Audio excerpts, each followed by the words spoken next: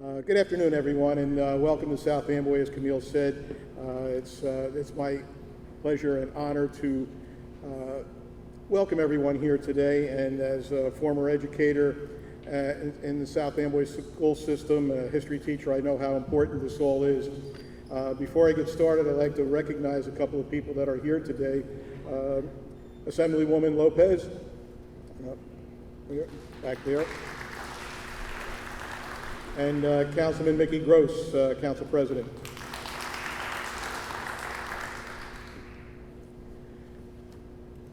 There are so many who don't like talking or even thinking about horrible, horrid experiences such as the Holocaust. The term Holocaust, the capital H, refers to the World War II genocide of European Jews, during which over 6 million Jews, or 2/3 of the entire European population of Jews, were put to death in Nazi concentration camps. Although this program today centers on the Jewish aspect of this time period, we need to be reminded that over 6 million others were also put to death by the Nazis because they were either political opponents, they were disabled, they were Jehovah's Witnesses, gypsies, antisocials, homosexuals, or whatever the Nazis referred to as undesirables. So in effect, over 13 million people were put to death because they were different. We are here today to remember and remind ourselves and everyone how intolerance can very easily get out of hand. It can start with bullying in school to killings in mosques, churches, synagogues, and even schools. Many of these are hate crimes, no different than the Holocaust, except on a smaller scale. There are many who deny that the Holocaust even happened, that it was made up to generate sympathy for the Jews. But the Nazis themselves documented many of the horrible deeds to prove what they tried to accomplish, the extermination of an entire race of people just because of their religious belief. We must continue to speak out against intolerance and bigotry on every level, whether it's religion, color of your skin, your disability, your age, and any other differences. Bigotry has no place in a free society. And as horrible as it was, the Holocaust must be remembered and taught so that it does not happen again. As George Santayana, a Spanish-born American writer, put it, those who cannot remember the past are condemned to repeat it. We will always remember so that we do not repeat it. And we in South Amboy are doing a small part in remembering. At our waterfront, a company called B&E will be constructing a major development. One principal partner, Jonathan Schwartz, and his grandfather is Jonathan Schwartz, and his grandfather was a Holocaust survivor. Jonathan requested, and we wholeheartedly agreed, to name the entry road Schindler Road in honor of Oskar Schindler, a German industrialist who was credited with saving the lives of over 1,200 Jews during World War II. I would like to thank the Middlesex County Freeholders for providing the grant funding for this program. I would also like to thank the South Amboy Arts Alliance for their efforts in putting together this program that helps us remember and realize that even in these horrible conditions, that people still use their talents to create something beautiful. And finally, I'd like to thank the artists and musicians for helping us to remember. Thank you very much and enjoy the program.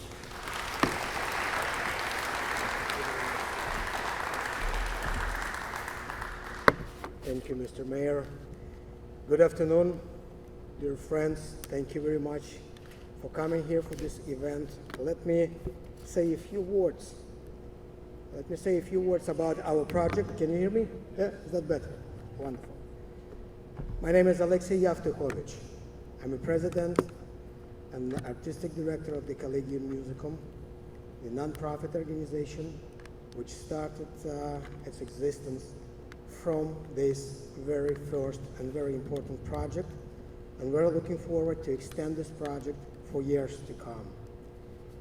I would like to say a few words about this project, how it started, why it started. so you will have a little bit more information.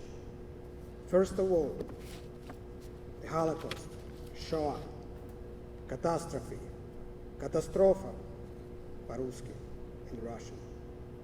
That's the word, in my personal opinion, which should be learned by youth, by very young people, by children. Right next after mom and dad, and I would like to have that toy. Right after that. They need to learn why, what is the reason. As the civilization, as the people who are actually live on this planet, we are nothing without knowing and remembering the history. I call this project brought from the past to our present, but for us in the future. Without knowing and understanding the past, we cannot see what's in front of us in the future. Especially these days when we actually witnessing so many examples of hate. Hate between the people. Unfortunately, humans, we are so easy to jump in the line of hate because we don't know how to deal with our everyday problems. It's so easy for us to blame somebody without trying to find the fix. Now about this project. I started it because I thought I have all the rights to talk about this project. I'm not Jewish.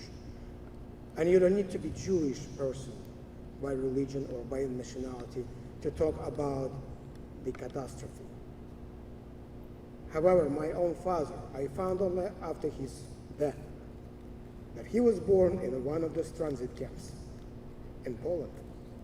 After my grandfather was captured by Germans and the family was sent to Lodz, and that's where my father was born in 1940.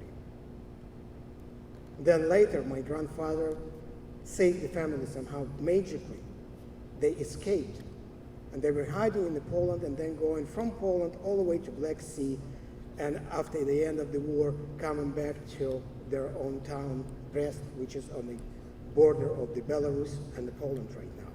Right after that, my grandfather was captured by KGB and was sent to Gulag, receiving the status of enemy of the state. My grandmother was put in front of the choice, either reject her own husband to save 2 children and the family, or follow the faith of her husband and go to Kazakhstan, to another camp of Gulag, and have my father and my uncle to be sent to the orphanage somewhere in the middle of Siberia. Unfortunately, or fortunately, she chose to save the family. And then she was so afraid about everything about this story, so she was hiding this story.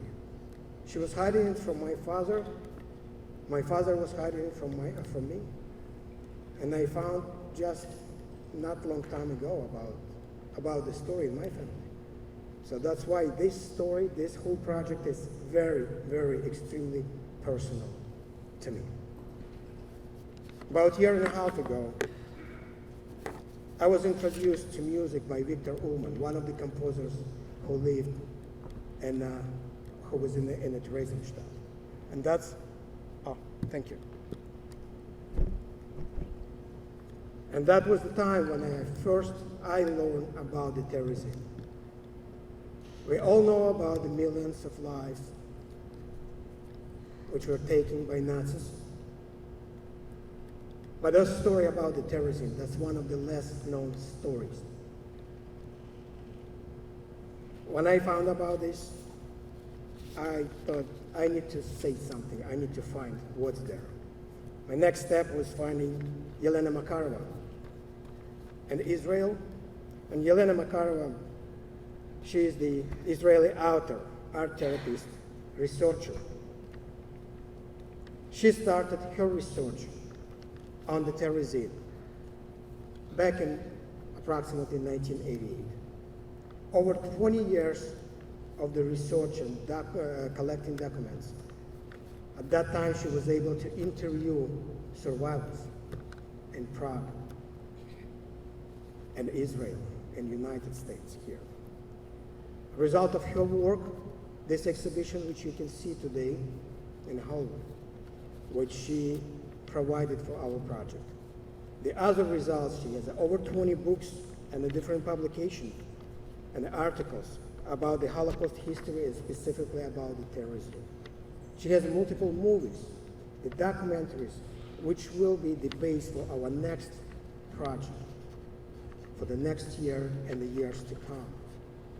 To collect, to get this footage adopted for the American audience, to put the subtitles and put the narrator's voice in English, and bring this to public so we can see and we can learn about the history of the terrorism, about this unique town, unique settlement, and a small fortress. What is the terrorism? Actually, may I have a little presentation, the movie turn on, please? Oh, okay, almost there. Oh, we would like to connect that. The terrorism, located about 65 kilometers, 40 miles, approximately 40 miles north from Prague. It was built at the end of the 18th century to be a fortress and keep about 6,000 soldiers in that fortress.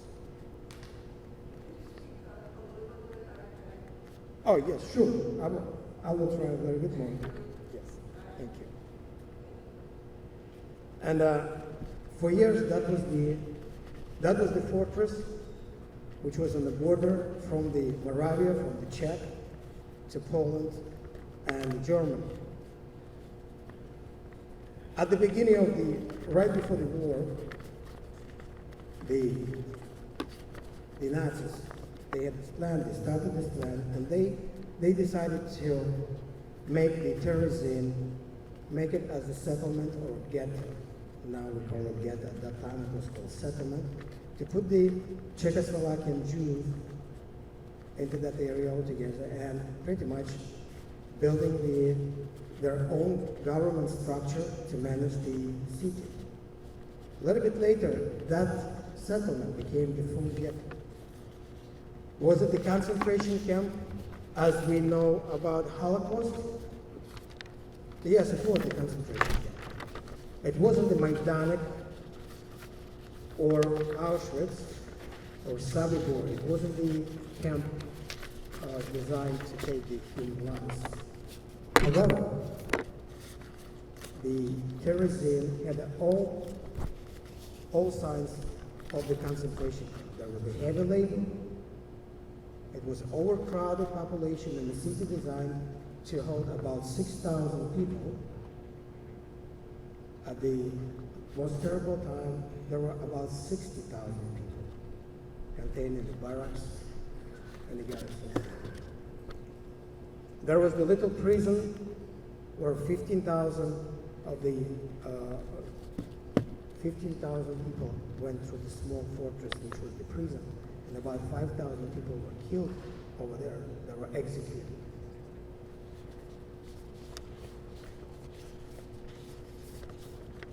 I would like to, just for one time, just to show a little bit of the statistics from the Terezin Stadt, the city of the Terezin. Over 140,000 Jews were prisoners in the Terezin. About 33,000 of them died right in the Terezin because of the starvation. Some people were executed. People were ill. There was no medical support. Approximately 88,000 people were passed through the Terezin. They were sent from the Terezin to the east. And it started from sending transports, approximately 1,000 people at once, sending them to Majdanek, or to Minsk Ghetto, or to Riga, or to Lodz. or Sabibor. And that's where the people were killed. From single transport of 1,000 people, 0 survivors. Another transport to Sabibor, 6 survivors. Now the most terrible statistic from the terrorism. In the town of the terrorism, there were about 15,000 children going through the terrorism. And that statistic is the most terrible of all. Out of 10,000 children below age of 15, approximately 147 survived.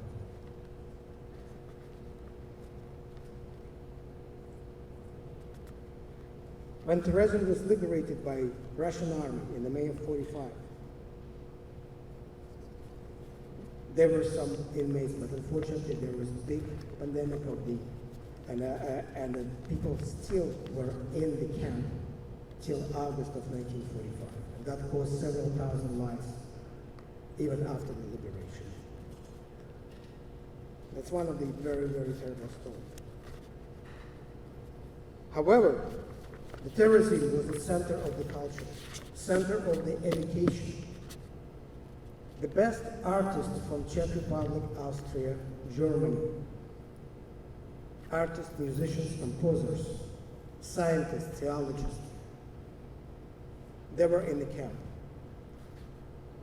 And our project to tell the story about how the culture, how the education, how music and the poetry and the drawing, how that helped people to keep their humanity in unhuman condition. Oh, this is the town of Terezin today. Yes, it was built in the end of the 18th century, and somehow it was built in the form very close to the form of the star. All right, let us begin our program, and in memory of those thousands of lives lost in terrorism, we would like to start our program from the piece by Maurice Ravel, the Kaddish. Let me introduce the great artists and musicians who will be performing today for you. Associate Concertmeister of New Jersey Symphony Orchestra, Mr. Brandon Sweet. Thank you. Our dear friend Mirakant on cello.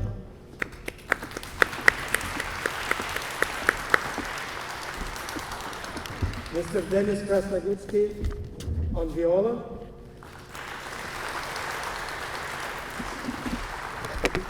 And I will be on another violin, Alexei Yevtukovich. And our soloist to start, Mr. Benjamin Berman. Please.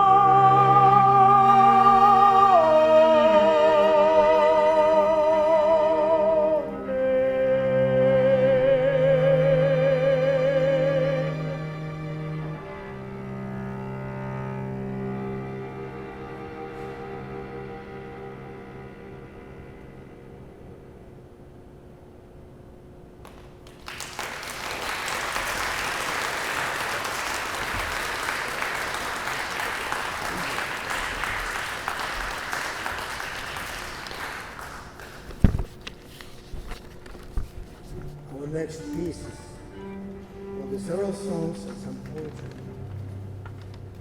Those songs were written recently and finished just in August by my very close friend who lives in Minnesota, Sergei Mashinsky, a Russian-American composer. We picked some poems from the famous book I Never Saw Another Butterfly. Those poems written by children, the victims of these terrorism camp. However, these children, they were educated, and a lot of people, great people, were working with them, trying to do impossible to provide the education inside the camp. During the songs, we'll have some footage, video footage provided by Yad Vashem Museum, the National Holocaust Museum in Washington, D.C. There are some unique documents, pictures, drawings, photos, which will help us to feel and understand what's happened there in terrorism. So let us start. And let us start from the very, very first song called A Little Boy.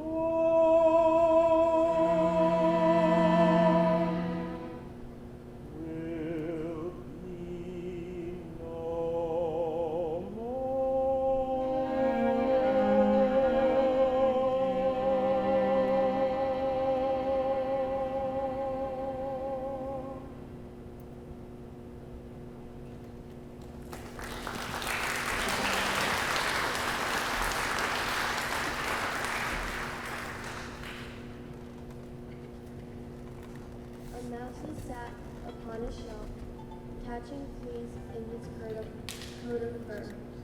But he couldn't catch her. What chagrin! She hid him right inside his skin. He turned and ran, and knew no past. That flea was such a nasty pest. His daddy came and searched his coat, and caught the flea, and off he ran to cook her in the frying pan. The little mouse cried, "Come and see. For lunch we've got a nice fat pig."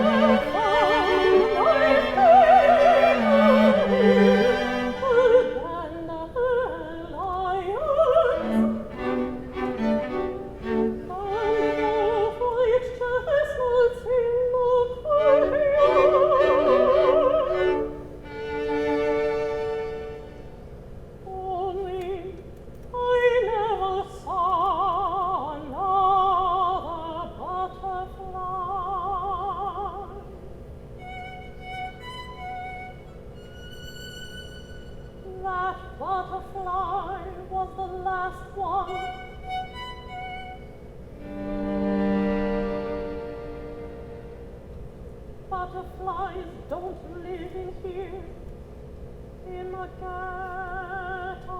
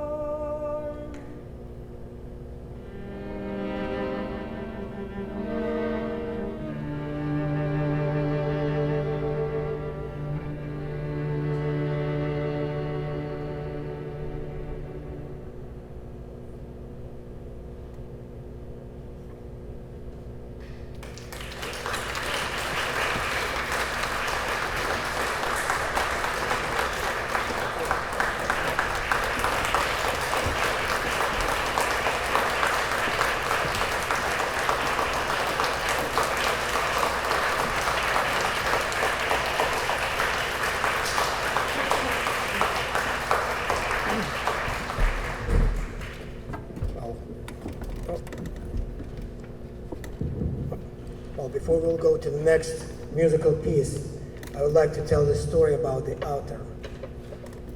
One of the greatest composers from Austria, from Vienna, Victor Ullmann, the student of Alexander Zemlinsky, another great composer and a teacher in Vienna. Fantastic composer and musical critic, musicologist. He wasn't Jewish. He was the son of the hero of the First World War, the Austrian officer. He happened to be deported to Theresienstadt only by the fact that he was married to a Jewish woman.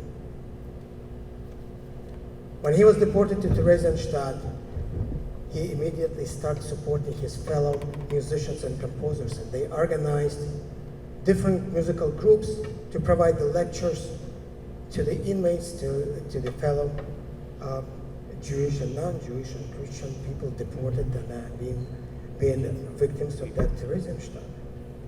And during the years in the Theresien, a little bit more of the numbers. From 1942, from 42nd, till almost till 1944, in those years, there were almost 2,400 different lectures, concerts, theatrical performance, operas, which were performed in the barracks, in the attics, and the main theater of the Theresienstadt. So, oh, that's very wrong footage. We will perform one of the pieces composed by Victor Ullmann, his string quartet number 3. It was written in 1943, a few months before Victor Ullmann's tragic death when he was deported to the Auschwitz. And the footage for this musical piece, well, we have on that footage some pictures and a video taken by Germans, by Nazis, when they used the musical and artistic activities in the Terezin as their propaganda. They shot the propaganda movie, and you will see that on the screen when we will perform this third quartet by Victor Ullmann. Thank you. It's still wrong footage. Can I go one back?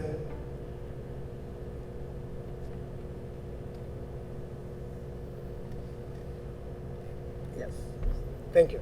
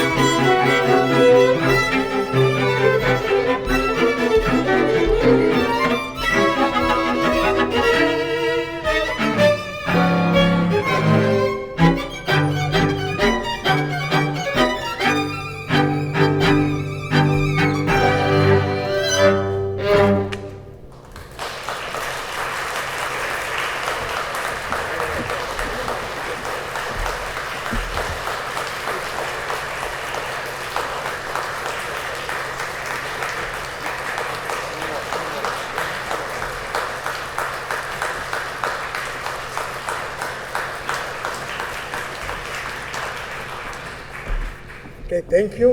Let's go for the intermission for about 10 minutes and we will continue our program. 10 minutes, thank you. Right, ladies and gentlemen, let's go to the second part of our program and we will start from the poetry reading.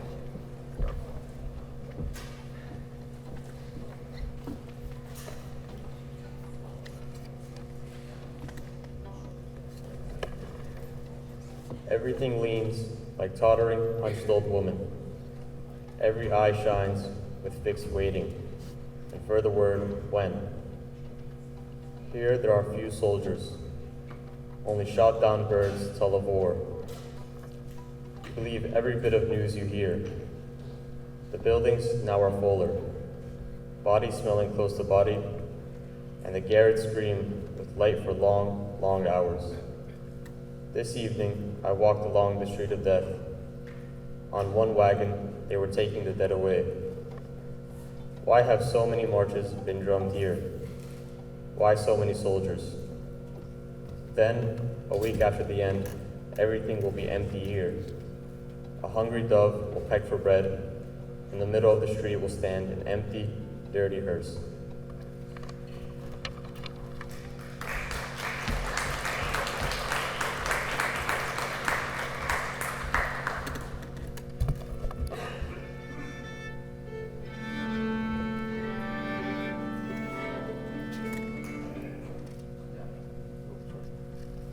Dear Lillian, how much Hitler must be afraid of us, since he persecutes us in this way.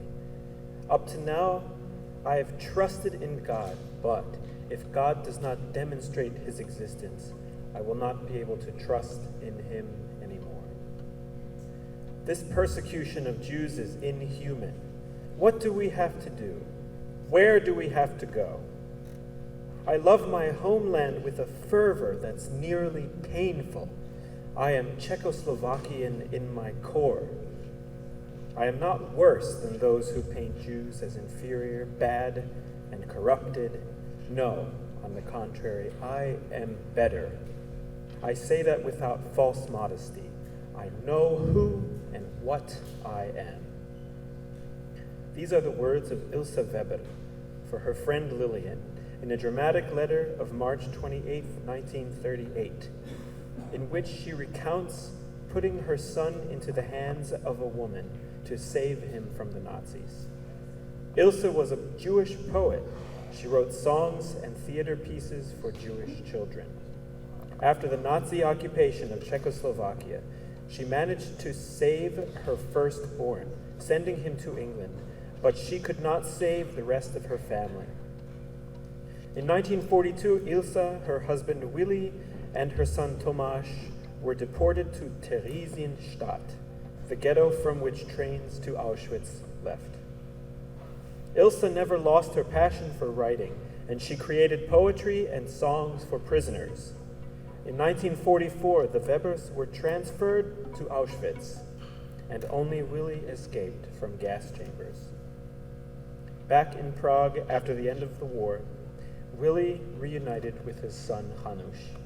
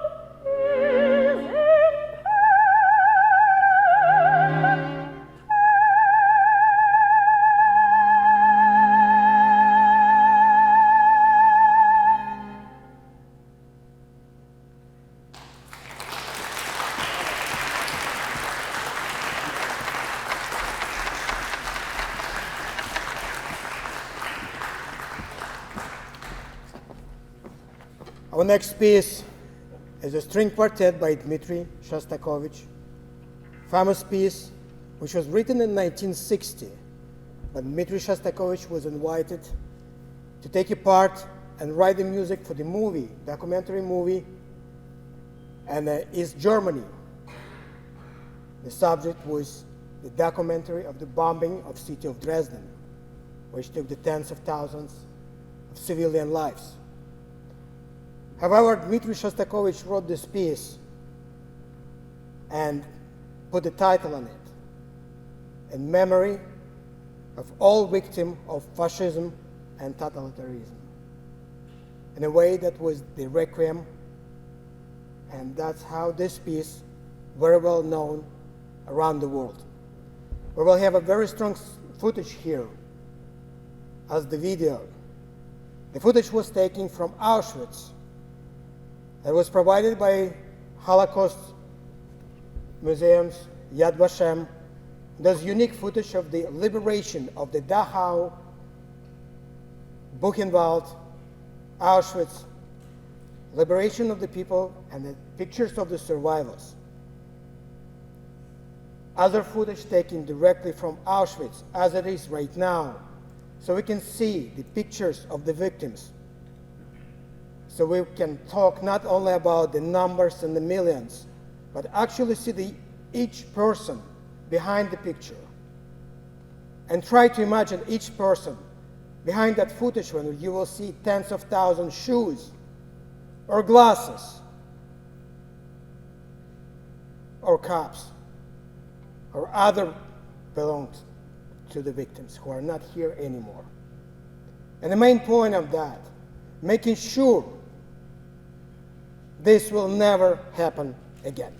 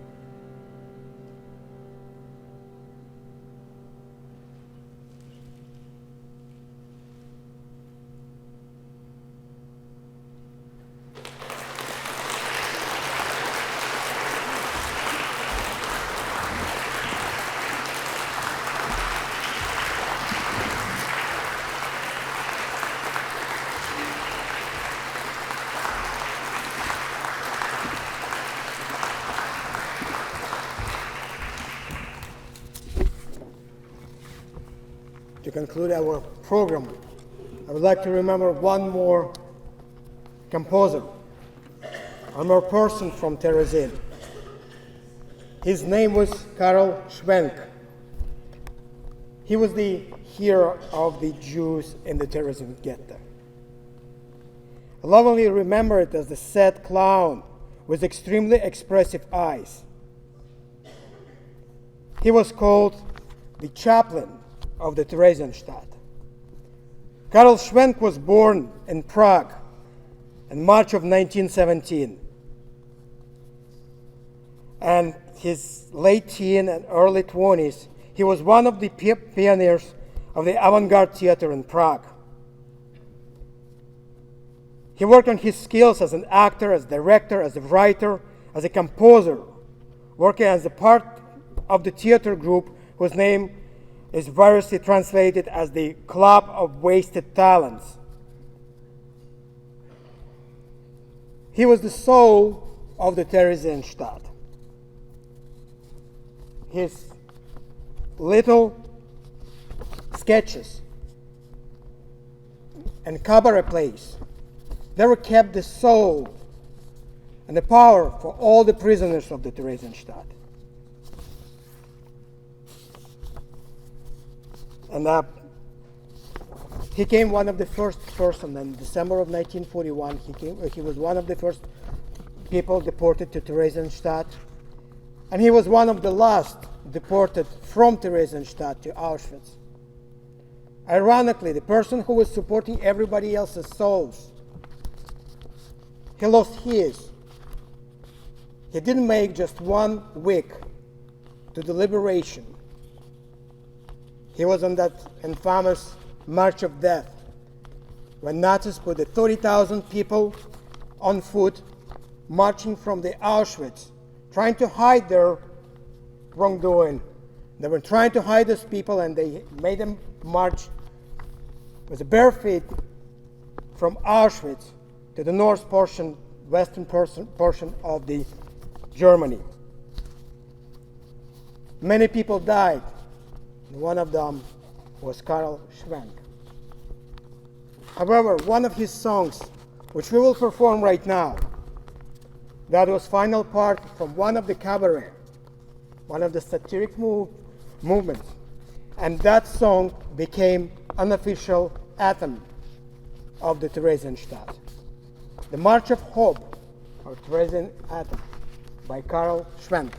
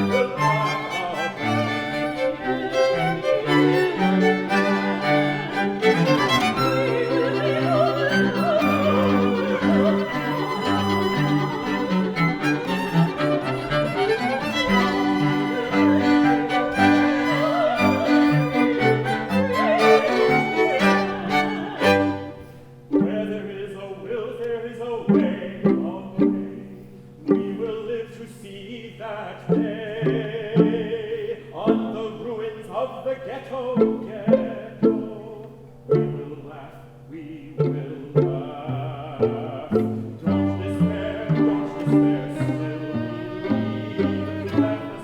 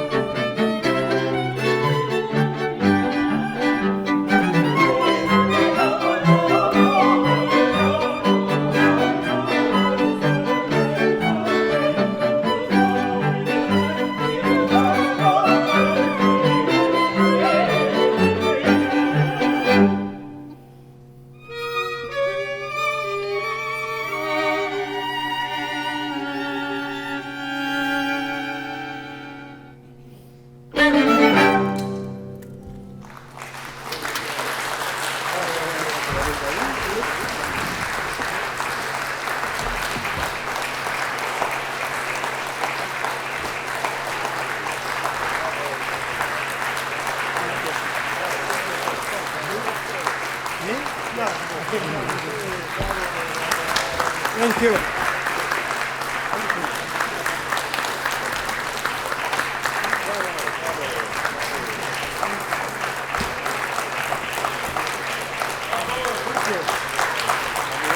One more.